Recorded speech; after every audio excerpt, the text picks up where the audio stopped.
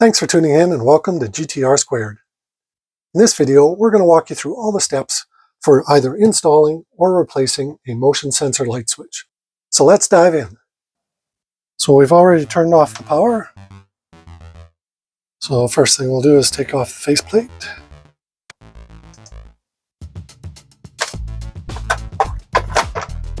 And then there's two screws holding the old switch onto the electrical box. We'll remove those.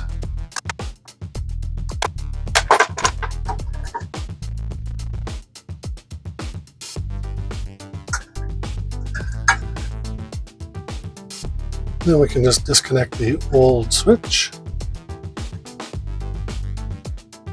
And it's just a good idea, whichever wire your black was connected to, just figure out some way to identify that one. So I'll just throw a Moret on it, like that.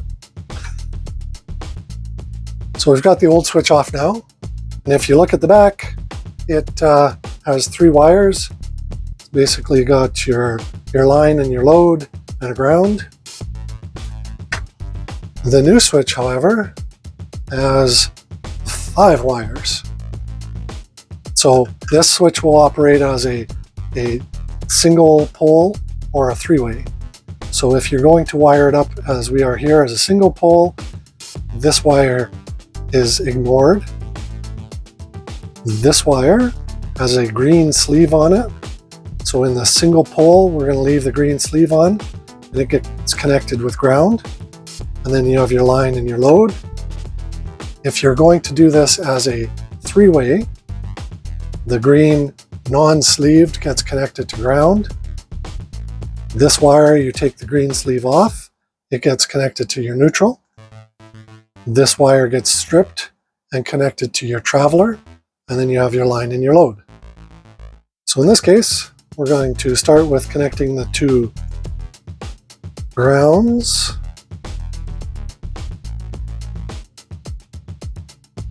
And then this wire here, you can see this says line load and this one says line load. So we can connect either one of those to either of the two black wires.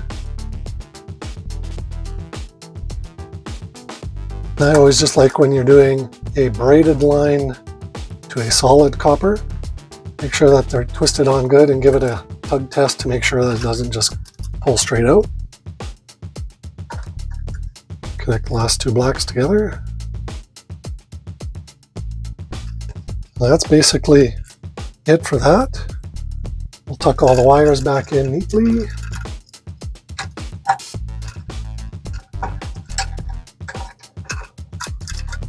And if you've never done this part before, I just like to fold it once, and then it can fold back in.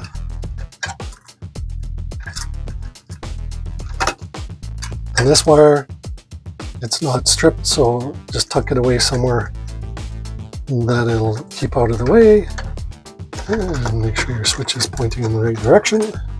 Connect the two screws to the box.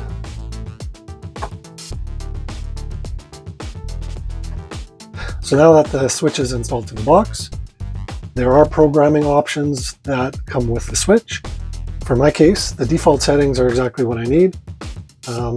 What you need to do is check your instructions for whatever type of switch you buy and follow them for setting the settings to correspond with what works best for your situation. They're usually detailed, pretty simple and straightforward. Next, we'll pop the cover plate back on.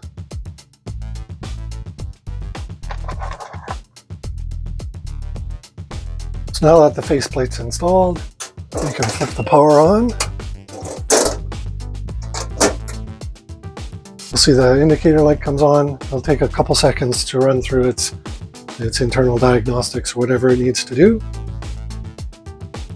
And then once it's done that, lights should come on. There we go. And then we can just turn the lights off with the switch or turn the lights on with the switch. Thanks for watching. If you found the content useful, hit that like and subscribe button. It helps us out a lot. If you hit the notification bell, you'll be notified when we put out the next video. Until next time, have a great day.